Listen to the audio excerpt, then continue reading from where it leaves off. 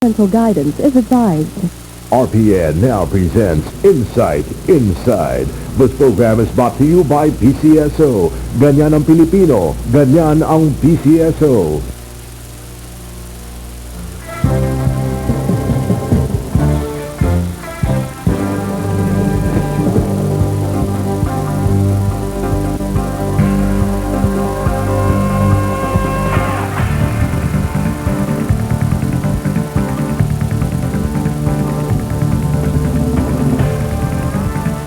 Magandang hapon po mga kaibigan. Ako po ay nagtataka sa araw po ito dahil napapalibutan po ako ng mga kapulisan po dito po sa PS2 po ng RPN 9, Broadcast City. Alam ko naman po, wala naman akong ginagawang masama. Hindi naman po ako nakikipag-ugnayan kina Congressman Satur or kina Congressman Casino. Wala naman akong kinakilalaman dyan kay Congressman Risa Tiberos Barakel sa kanyang pagsali dyan sa rally dito sa Rotonda. Hindi naman din po ako nakikipag-ugnayan kay Carol Cribim o kay Colonel Miranda o kay Colonel Brigadier General Miranda at o kay Brigadier General Daniel. Well, kasama ko po sa araw po ito, and I'm privileged to have with us mga distinguished officers po to ng Philippine National Police. Isa pong retired, and let me introduce them to you. To my immediate right, siya po ang dating regional commander ng Regions 1 and 5. Siya rin po ang dating former senior aide-de-camp ang dating Pangulong Marcos, si retired General Yoro. Magandang hapon po sa kanila, General. Magandang hapon din sa'yo, Sir Dody. To General Yoro's right is the chief now of the Change Management and Advocacy Unit of the Program Management Office or PMO of the Philippine National Police, si Senior Superintendent Bong Durana. Magandang hapon sa inyo, Brad, at mga nanonood ngayon sa iba't ibang bahagi ng Pilipinas. And to his right is the Senior Superintendent and the Commandant of Cadets of the Philippine National Police Academy, Senior Superintendent Cesar Binag. Good afternoon, Dody, at sa lahat ng mga nanonood dito sa programa mo. Siguro tanungin namin sa inyo, bago kayo napunta sa kinaluluklukan nyo ngayon, kung saan kayo nanggaling. Kunwari for example, si Colonel Binag ay galing sa Kamuning Station 10. Galing sa TMG, no? Sa Krami, Colonel Bong Durana galing sa NCRPO, correct? And from the Cubao Police Station, of course, alam natin si General Yoro ay galing sa Regions 1 and 5. Sabihin nyo nga sa amin, start with Colonel Binag, kung napunta ka dyan sa PNPA as Commandant of a Cadet, no? From your position as store, what is this? Yeah, actually, yes. I'm also part of the PNP transformation program. Kasi marami nagtataka po, bakit po galing na po kayo ng PMG, di po dito sa Karami? Do you have, what unit is that that is in charge of the clearance? Motor Vehicle Clearance Office. PMG Clearance Vehicle. Yeah. Bakit? Meron ka ba na anomalya dyan? O question? O derogatory information? O bakit nalipat ka from there to the convenience store, store unit ng PNP? Doti, gusto mo na ata akong matransfer. Anyway, I was assigned there purposely to fulfill the mission of that office. Unang-una yung pag-issue ng clearances sa ating mga motor vehicles. At talagang naglagay kami doon ng in-improve namin yung sistema doon, pinabilis sa tulong ng ating mga car manufacturers and dealers, and of course with the help of our PNP leadership. So, and you were able to draw, and you were able to draw the support and the praise of the community, not only of the community, but of the commuters, of the owners, and even of the dealers. Yes. Because they were being offered, I think, one brand new car a week or a month, and you turned them all down.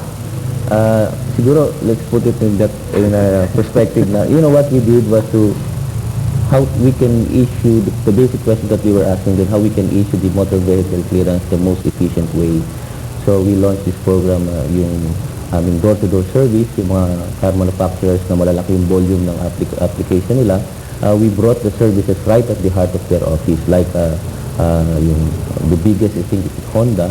So doon kami nag-process doon sa kanilang opisina. And the president, the investors, they were so happy. At sa sobrang tuwa nga, nag-donate sa PNP-TNG ng the time ng 2 million. For the 2 million? Yes, 2 million pesos for the repair of all the stations in Metro Manila of the Motor Vehicle Clearance Office. So I think that's one gauge that we can see. Yung donation of 2 million yun, Colonel Binag, ay napunta lahat sa operation at sa improvement ng Yes, sistema sa pagpaparepair ng unahan mo. Pagre-repair. Walang ibang nag-isip doon sa 2 million yun kung saan mapupunta. Basta napunta doon sa karapat-dapat na objective. Programang yun. Sila rin nag-manage yun. Dahil sila rin kumuha ng contractor para mag-repair ng mga offices. And another thing, Dody, we were able to increase the revenue collection of PNP. That's on record. Yes, we were able to increase So, tumaas yung collection ng gobyerno. So, nakatulong tayo din sa Kasi no-take policy ka nga dyan sa TMG. Kaya talagang na-improve remarkably ang collections mo dyan. Ano? No-take policy na wala na yung ganyang corruption sa TMG. So, Colonel Durana comes from this model station in Cubao, the most improved and the station of the year, station of the year, the Cubao station which you used to head, about 2 years ago. Opo, and sa taon na to, I've heard that Cubao Police Station is still the best numbered police station the whole of National Capital Regional Police Office. But prior to that, even in 2004, it became the best police station in the whole of Visayas. And then, this is a reward for you. That's why you were transferred to this change management and advocacy unit.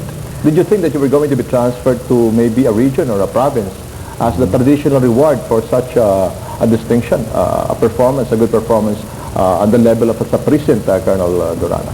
After my stint po sa Cubao Police Station, I was assigned as I have a short stint with NCR. the Police Anti-Crime and Emergency Response ng NCRPO, January to May 2005. Then after that, I moved up to the Change Management and Advocacy Unit. Timing niyo po yan. Bago po yan yung Change Management, yung Program Management Office, because it's a new office created by NAPOLCOM to manage and coordinate all the reform projects of the Philippine National Police. Ngayon po, yung Philippine National Police, meron po silang PNP Integrated Transformation Program, because our government as well as the leadership in the Philippine National Police have come to realize that the status quo is unacceptable, and we have to proceed to a state which is desirable for everybody, not only for the police officers but also for the community. But when you were replaced in Cubao, after that sterling performance in Cubao, did you feel dissatisfied? Did you feel disappointed? I think po we were trained to move on.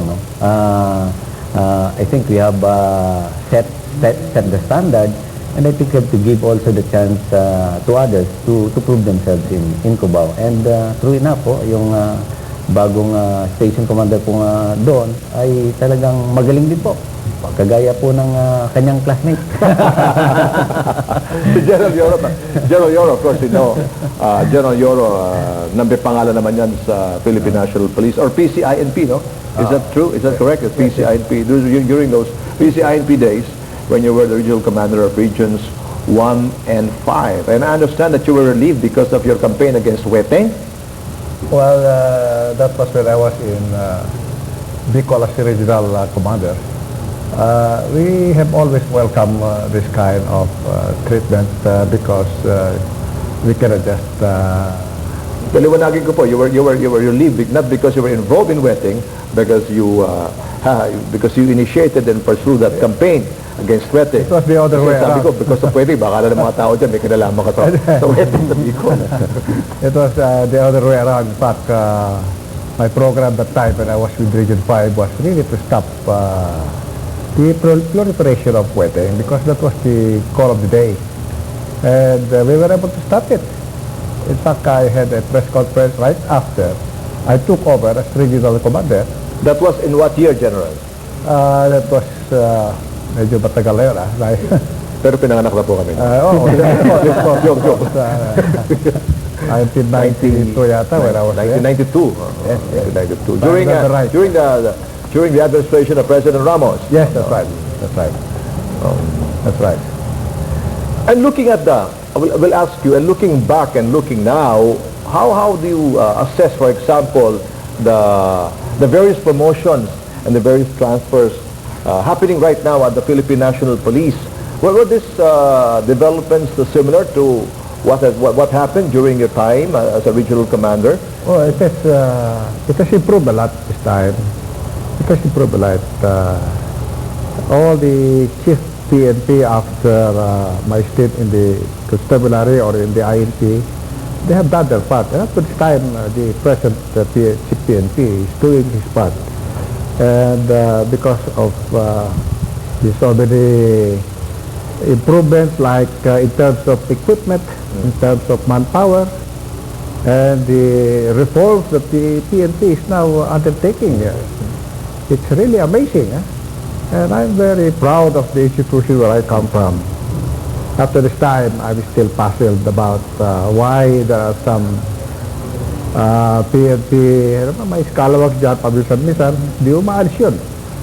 But there is this reform that it is being instituted by people like Colonel Bong Durana here and Colonel Cesar Binag and the whole of PNP. Sa puso mo, Colonel Binag, nandiyan pa rin yung pakikipaglaban mo. O nabago na ba ito? From Kamuning Station 10, when you were district commander, no? And you were transferred to what unit was it? TMG. The TMG, and then after TMG? Naging assistant administrator ako ng service store system. Naging assistant administrator ka ng service store. System. Is that some sort of a reward for you? Na na-assign ka sa service store after your sterling performance na Kamuning Station 10? Iba naman yung experience ko. No? Medyo business corporate ang dating namin doon. Then of course, after that, na-transfer ako sa program management. So, hindi nabago yung kalooban mo na ipaglaban kahit paano ang mga paniniwala mo so far as making a worthwhile contribution to the PNP. Ano ba ito paglalaban mo, for example?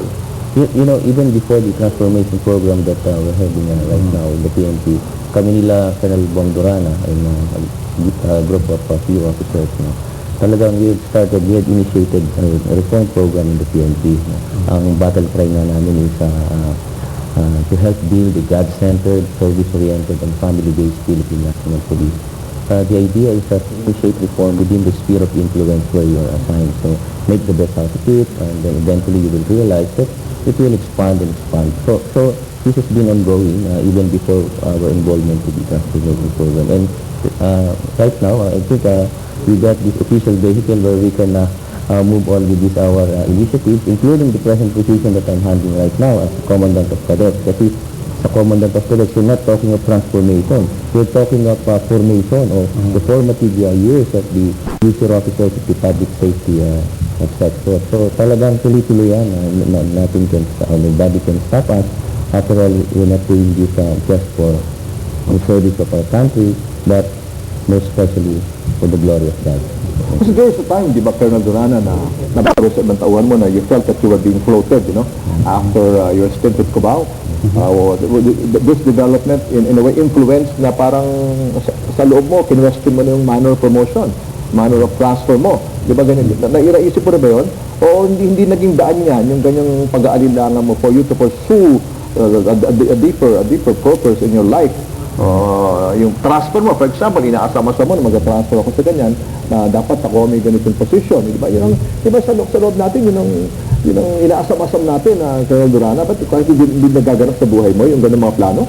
I think it's common to anybody that if you get transferred from a position na nagiging comfort zone niya na, parang there's some sort of a stress created out of that movement.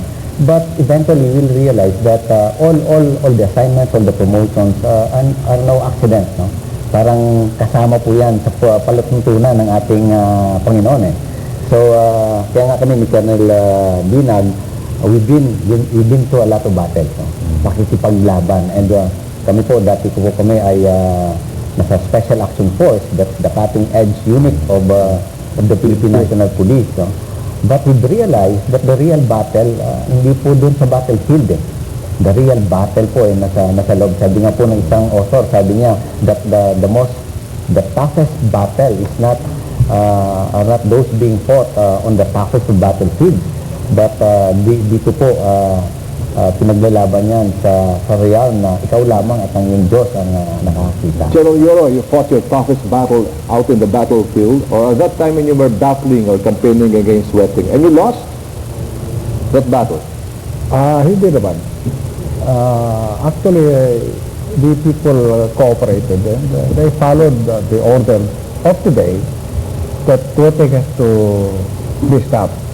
But because of some politicians insisted, and it is not my making kasi President Dody na pag, alam mo, I was the most hated officer in the province every time I go to a province.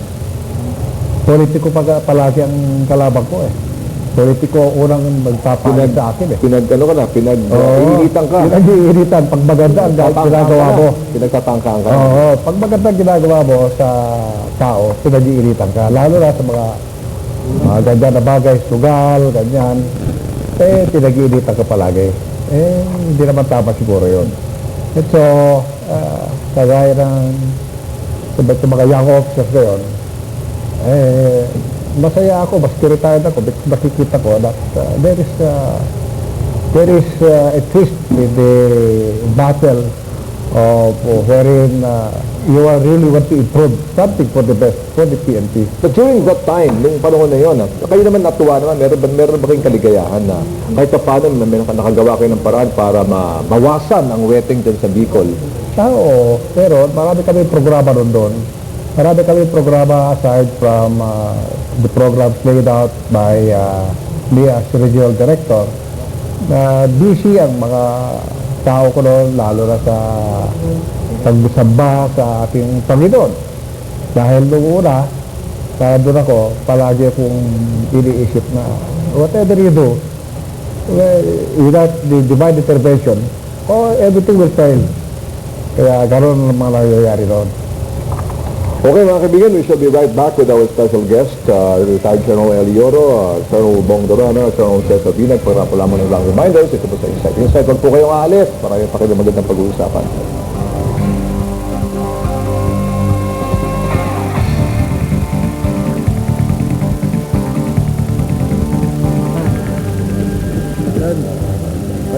Career pattern na isang Back to Insight mga kaibigan. Ako nga po si Dody for this Monday edition. Tanungin po natin si General Yoro kasi alam po natin nung nasa Region 5 siya not too long ago ay dahil sa kontrobersya na may kalalaman yung kanyang mga kaibigan ng mga politiko at may kalalaman yung mga kapulisan din at militar doon sa lipana o paglipana na wetting sa region yan ay siya po ang napag-initan at siya po ay natanggal from Region 5 to Krame. Kasi napapag-usapan natin yung ganyang mga transfer promotions. So ito na tinransfer ka from Region 5 kung saan naniniwala ka na maganda ginagawa mo sa wetting ay tinanggal ka. So pag nilipat ka nung nilipat o Krame, gusto mong pumatay ng tao? Hindi naman. Hindi naman, Brother Dody. In fact, ang nangyari ron is there was an investigating team nagpunta mo sa Region 5 and they found out after 1 month na talagang we did our best. So we were cleared. Na-clear kami. Mismo kay Presidente Rap. Na-clear ka? Yes, I was cleared. I was cleared. In fact, nasa newspaper pa yan. And na-clear ako dyan. And then later on, I was thinking I could go back to the same position dahil na-clear ka ako eh. Kaya hindi naman pala. So I was transferred to Camp Krame. So I commanded the Police Security Command. This is for the VIPs this time. So, palagay ko, these are all part of the career pattern of an officer. Where you thought na you could also do good or even better in your new position? Siguro you accepted it or you just accepted it as a form of compromise na, sige, nandito, wala naman ako magagawa, binigay sa akin ito eh. At saka yung napautusan sa taas eh, di ba? Wala naman ang attitude mo? Ang attitude ko dyan, Brother Dody, is maski anong position na binibigay sa akin, right after coming from Malacanang, after the revolution, tinanggap ko. In fact, I even went down as Chief of Special Service. That is way below expectation of people. But I did not complain. Hindi ako nag-complain. I did my part. In fact, I was the head of delegation in the Southeast Asian Games in Jakarta. You were already a brigadier general at the time? Not yet. Not yet. Oh. The Bicol, yes. Yes. Oh. Yes. So when you went to Krame, you were already... Yes. That's it. Pag-usapan po natin yung police reforms. Alam natin na pinapangunahan ninyong tatlo ang police reforms ngayon sa Philippine National Police. Ano? Marami nga nagtataas na kilay. Siguro hanggang ngayon, mga kaibigan natin nanonood, tataasan tayo ng kilay. Ano? Bakit maraming mga ayaw? Tanungin natin ito. Bakit maraming ayaw ng police reforms o renewal yan sa Philippine National Police, including many officers, hindi pa nababalitaan namin sa media. Sino pwedeng sumagot doon? Colonel Durana. Yeah, in fact, when you introduce any sort of change, meron din po talaga yan, it will create some sort of stress sa organization. Merong mga resistors, meron din po yung mga indifferent, at meron din nagsusuporta. So it's normal for some people within the organization to resist, no, yung at hindi po maniwala sa reform. But you know, ito po ay talagang ang PNP Integrated Transformation Program. It's an integration of all the reform initiatives taken by the previous administration, the PNP, to really address some systemic dysfunction po sa Philippine National Police. Talaga pong ang PNP Integrated Transformation Program, in fact, this was initiated by then Chief PNP, si General Aglipay, and now pinagpatuloy po, lalong binigyan diin ni Police Director General Lumibaw ang pag-implement ng PNP Integrated Transformation Program.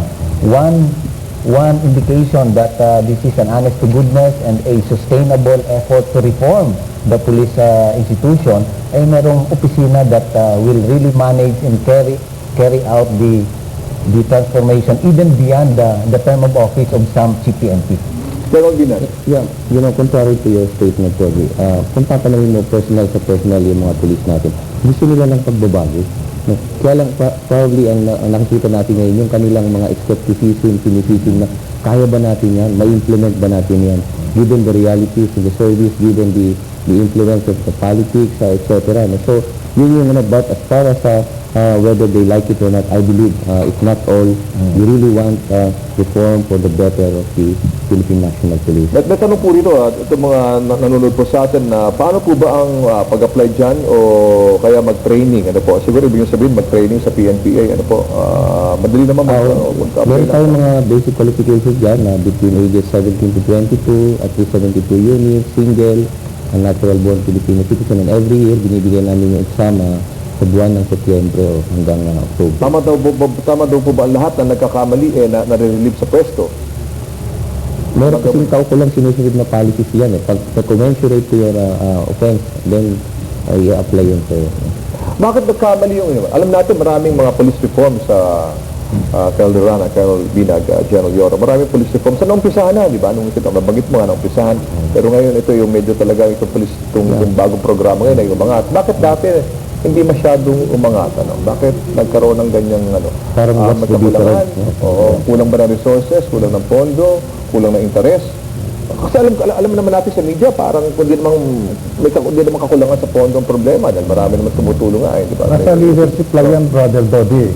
Nasa leadership lang yan. At ako natutuwa, maski retired na ako, nakikita ko, the leadership at the present time, under Police Director General Arturo Levibaw, is something else. In fact, dito sa transformation program na ginagawa ngayon ng PNP, kasali rin ako dyan, maski retired ako eh. Imagine, nagpupunta ako sa Subic, sumasama sa kanila, Diyos makatiwalag na kasama natin sa police. Nakikinig talaga sila, lalo-lalo sa Panginoon, nakikinig sila. Kaya when they go back to their unit, they are reformed.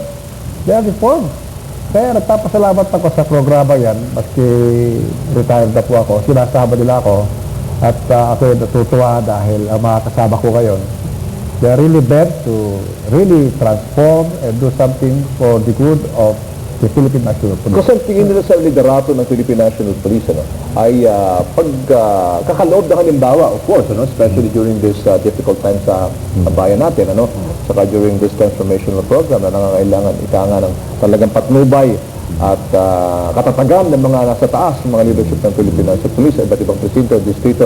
Ito ba may pag-aalinlangan so far as the rank and file, yung mga tauhan sa presinto, sa distrito, may pag-aalinlangan ba sila doon sa katapatan, for example, ng mga district directors, mga precinct chiefs? Kaya medyo may resistance pa rin sa ganitong programa, transformational, Colonel Binag. Kung sa pag-aalinlangan, palaging meron yan Kaya lang, ang kagandahan ngayon, what makes this transformation program different from other programs initiated before, right now, meron talagang designated office created by the National Police Commission ng Program Management Office to handle the projects under this program. Second, meron nga budget, kaukulang budget, no, na tinatawag namin Public Investment Program worth 2.2 billion. No? 80% of which will come from donor agencies while the remaining 20% from government counterpart funds. Then of course, well-studied yung ating transformation program ngayon. At ang sa amin, ako personally, paniniwala ko higit sa lahat what makes this different because nilagay namin yung Diyos sa gitna ng transformation program na to. People who are championing this believe that unless God will intervene in the transformation process of the Philippine National Police, it will be very hard for us or even impossible to achieve this, the objectives of this program. Durana. In fact, every now and then Dody, during our advocacy campaign, at the end of any advocacy, talagang in-emphasize po namin that at the very core of any reform is the heart. Pag hindi po natin nabago ang ating puso, hindi talaga, no real reform can come about in our organization. So, pag nakita niyo, sinabi po ni Colonel Binag, actually the bias of this transformation program is the human resource. And a major component of that human resource development is the value formation component. No? Dahil po kami niniwala that unless and until there is some change in the heart of a critical mass of our people within the Philippine National Police, no real reform can about in our organization and in our society. I would like to subscribe to the point raised by these two fine gentlemen. Well, it's just like saying leadership by example. When you see your chief of the Philippine National Police set the leadership for people to follow, then there is something going on. But if you don't see the chief of the Philippine National Police not doing anything, there is something wrong. So right now, maski retired ako, nakikita ko yung mga, sa akin pananaw, yung mga ginagawa ng PNP ngayon, going to the remotest area and championing also our cause, all this reform, people that are going to be reformed, going to Subic so that there could be change. That when they go back to their own units, they're somebody. They're somebody. Wala na yung mga kalokohan na siguro dahil nakikita ko naman sa observation ko, nare-reform naman sila. So, with the present support that is being given to the program, I don't think the PNP will pay. May tatlong insidente nakaraan, alam natin yan, yung malalaking insidente yung nangyari sa Stampede, sa Ultra, kung saan napagbintangan din ng Philippine National Police, no? Whether carefully or otherwise, na may kinalaman dahil sa nagpabaya, no? At 74 na namatay. Meron din yung Shabu Changi sa Pasig, kung saan sinasabi na may kinalaman ng Philippine National Police dyan. Nandun sa tabi ng presinto, sa likod ng City Hall. Isa pa yung isang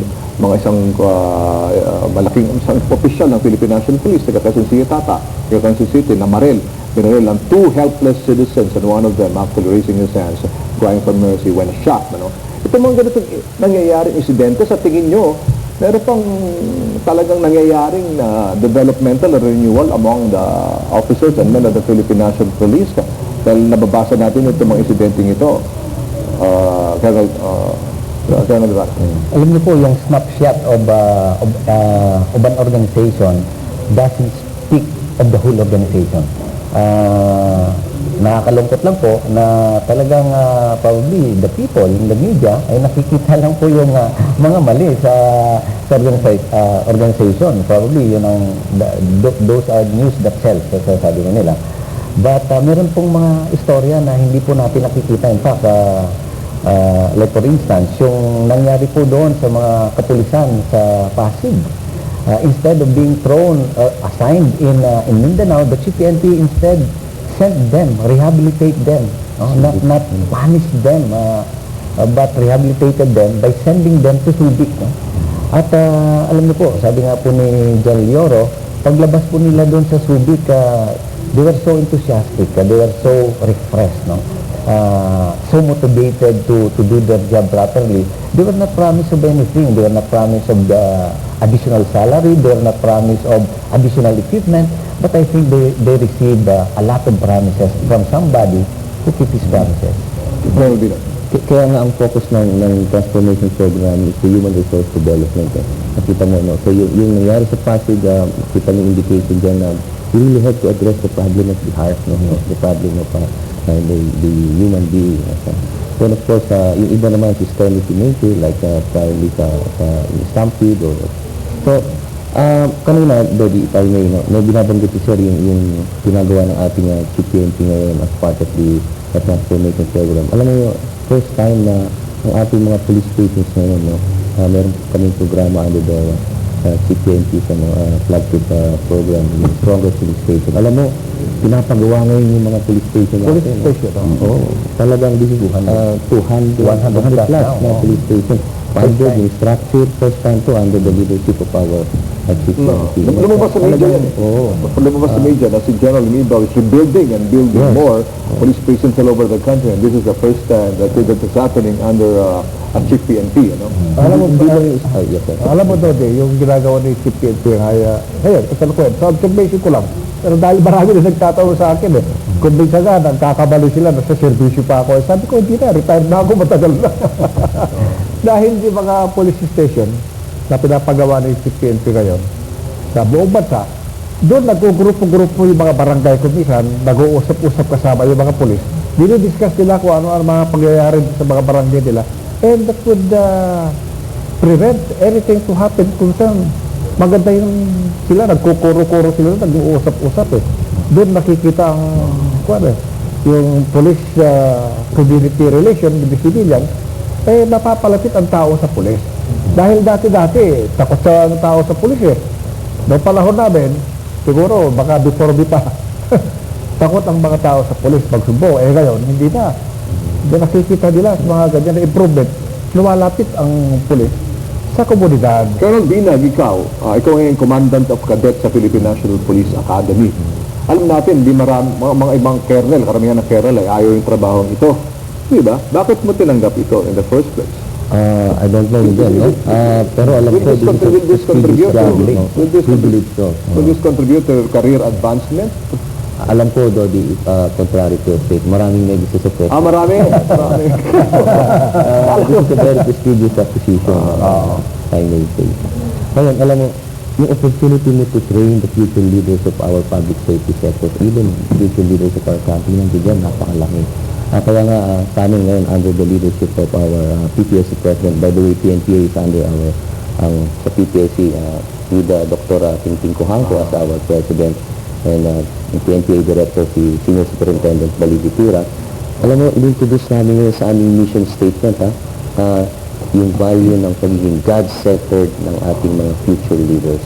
So, even in our vision statement, nakalagay din, for the glory of God. So, that's something unique.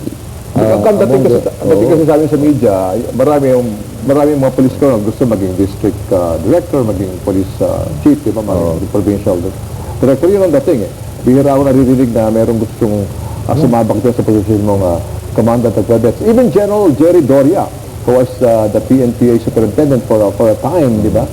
Was rumored to be influenced by his friends, sabing, why are you staying there, General Doria, when in fact you can go into the province and the region, you know, where your talents and abilities can be better applied. Pero I think he stuck it out, General Doria stuck it out at the PNPA for a year, for over a year. Mga kaibigan, balikan po natin ating mga special friends from the Philippine National Police and a retired general. Dito po sa Insight, huwag po kayong aalis.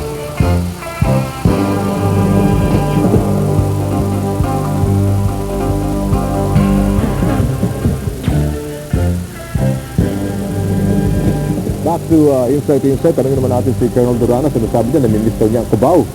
Cubao ang one of the best police stations in Metro Manila. All over the country ba? One of the best stations all over the country. Sa Metro Manila po.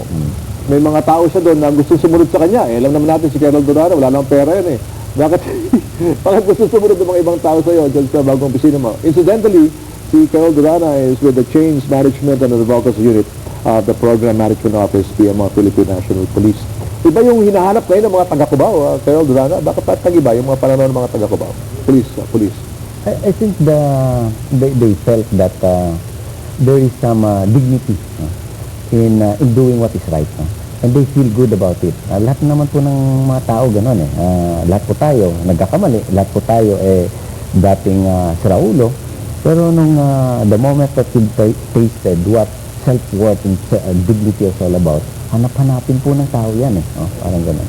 At I think... One question ko, if a policeman thinks that he is being recognized and he is now regarded as somebody who's got self-esteem, nagkaroon ng pride sa kanyang trabaho, hindi nahanapin nun ng kotong, hindi nahanapin ng kwarta? Well, it's always temptation. Pero natikman niyo na yung tama tamang daan. Parang gano'n. Na every now and then, there's now some meron ng antigin na siya ng konsensya niya eh. But of course, every day, they'll be facing a lot of temptations. Kaya sabi nga, you really have to transform the heart in order to at least transcend all these temptations. General Yoro, many know that you are the former senior aide-de-camp of President Marcos, who did not exactly live a good legacy for our country. Ano mo masasabi mo rito? Ito sa sinasabi ni Durana, na ikaw ba ay nagkaroon ng ganyang karanasan, episode sa buhay mo na naging mahalaga sa iyo ang professional pride, nagkaroon ka ng self-esteem despite the criticisms against the leader, against President Marcos at that time? Well, talagang umubuhay ka lang talaga, Dody. Tama yung sinasabi ni Colonel Durana. There are times when you really have to really take it, even if pride is sacrifice. Marami gusto rin sumasama sa akin noong araw, pero sabi ko sa kanila, you better change position. I mean, change your thinking. And as far as early as those days, sinabi ko sa kanila, reform already kako dahil wala mangyayari. Sumunod ka sa career pattern mo, sumunod ka sa career profile mo. Kaya siguro iba-ibang officers ka sa akin noong araw.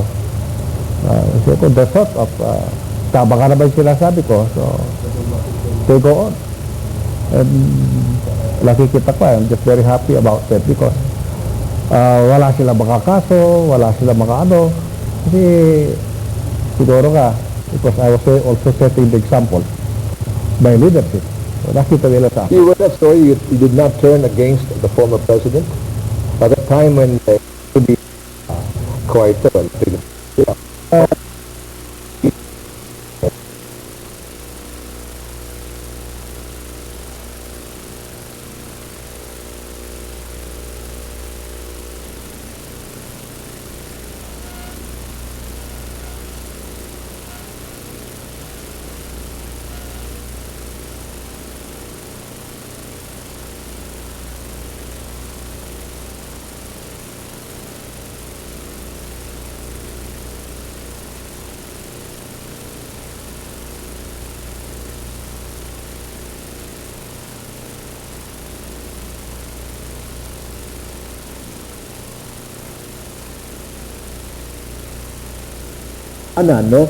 sa pagsasagawa ng ganitong mga rallies, sa mga protest actions laban sa ating Pangulo, na alam natin na niluklok dyan ng ating Panginoon. Diba, na nandyan yan dahil may kautosan nga kaharian natin, ng Panginoon, na dapat yung Pangulo nga na itatrespectuhin at igalang at sundin. Ano ba pwede nyo sa i-appeal sa mga kababayan natin, sa mga nagra-rally? More restraint ba? More control of rally? Should know the law more? Makasamahan nyo sa kapulisan, mga kapulisan na kulang ng kaalaman sa batas, respect the chain of command, that violence at rallies, provocation to be tempered by prudence, and also on the special action force involvement in coup. Siguro kahit paano. Can we have a brief parting statement, starting with Colonel Binag? You know, on the eve of the 25th of February, I spoke to the Corps of Cadets, with regard to that issue. And I told them, if you really want to be involved in the transformation of our country, the academy is the best place to start. Be the best cadet. And so the same advice that I can give to my fellow police officers. Wherever you are assigned, be the best police officer. If you are precinct commander, be the best precinct commander, and you will realize you have contributed so much for the transformation, not just of your precinct, station, or police office, but of the entire country. Kay Cesar Binag, siya po Senior Superintendent Cesar Binag, Commandant of Cadets of the Philippine National Police Academy. Thank you very much, Colonel Binag. Colonel Durana. Sa pag-define na meron po akong opportunity to talk with people, ito po palaging sinasabi ko that wherever you are, that is the best place for you to serve God. No? There are moral and legal laws na tingnan po natin, basehan po natin the way we react with our government, no? And those established authorities. For instance, sa amin, sa uniform service, meron po, the moment you enter the armed services, you lose some of your rights, no? And that is, isa po yun, you cannot air your gripes in public. There is a informal grievance system na wherein you can air your gripes. At isang meron din pong moral law. Dito po sa Romans 13, ng ating banal na kasulatan, no? Sabi po nila, everyone must submit himself to the governing authorities. For there is no authority except that which God has established. No? The authorities that exist have been established by God. No? Consequently, he who rebels against the authority is rebelling against the authority against God has instituted. And those who do so will bring judgment on themselves. Kahit na, ito, sinulat po ito ni Apostle Paul nung panahon ni King Yoro. Si King Yoro, salbahe po ito na king ng Roman Empire. This, I think, this Romans 13 will just tell us na kahit na ano po yung pagkakulangan, kahit nga po, sabi nga po ng isang Philippine Marine officer, no? Matandaan po, sabi nga kahit na aso tayong gobyerno, dapat natin respetuhin dahil po yun ang utos ng Panginoon sa atin. Maraming salamat, Colonel Bong. Siya po ang Chief ng Change Management and Advocacy Unit, Program Management Office of the PMO, Philippine National Police. General Yoro, parting statements lang po. Well, I would say, Brother Dody, no one is above the law. Me as a retired officer, I can see that right now, I would want to tell to our people, mga kasamahan natin, na we have to respect what is the law. In fact, sa mga pangyayari ito, veterano ako sa mga pangyayari ito na, matagal na akong involved sa mga ganyan na pangyayari, pero the law is the law. So kung sino ang kagaya rin sinabi ni Brother Bong Durana, dapat yun to give respect. Kaya, in the same manner that I have services like the Philippine National Police, is following the chain of command, so with the armed forces, and that is a good sign that everybody follows and toe the line. So this is the thing that I would like our people, especially the armed forces and the Philippine National Police, to do. In fact, they are doing this, and they respect the law, and they are setting the example, and this is, I would want that our civilian friends also should also give adherence to the law. Kung ano man ang dapat sundin natin. Kaya hindi tayo umuuklad na isang nasyon dahil kung kumisan hindi tayo sumusunod sa tamang batas. We have a set of rules to follow. So, sa mga aking mga kaibigan dyan na retirado, dahil marami na tumatawag sa akin kumisan na sumasama ako sa kanila, hindi ako pwede sumama sa inyo dahil baluktot yung mga utak. Baka hindi tayo lagi mag-golf. Oo, mag-golf na lang tayo. Hindi naman tama yung sinasabi dyan, meron tayong konsiderasyon na ganito, sumama ka na ganito. Ayun ako, pag yun ako involved dyan, dahil veterano ako dyan, alam ko na ang nangyayari. So I want to respect the present government because it will lead us to something else. I-economy natin, umaakit na ito, kintinong yung peso, Durana. So, we are gaining. Yun lang masasabi ko, mga kaibigan. Thank you very much for our distinguished guest. Una-una po, maraming salamat po sa ating Panginoon, ating tagapagligtas, sa aming hari. Sa patuloy ng patnubay sa buhay po at posisyon po, panunungkulan po ng ating mga bisita. Maraming salamat po sa ating Panginoon, sa patuloy ng patnubay sa public affairs programs po ng RPN. Lalo na po ang Insight, kasama natin po ang iba't ibang programa under public affairs, under production, under the news. So on behalf of the RPN public affairs staff, on behalf of the RPN engineering, on behalf of the RPN News, ako po si Dody Lacuna. Magandang araw po sa inyo lahat.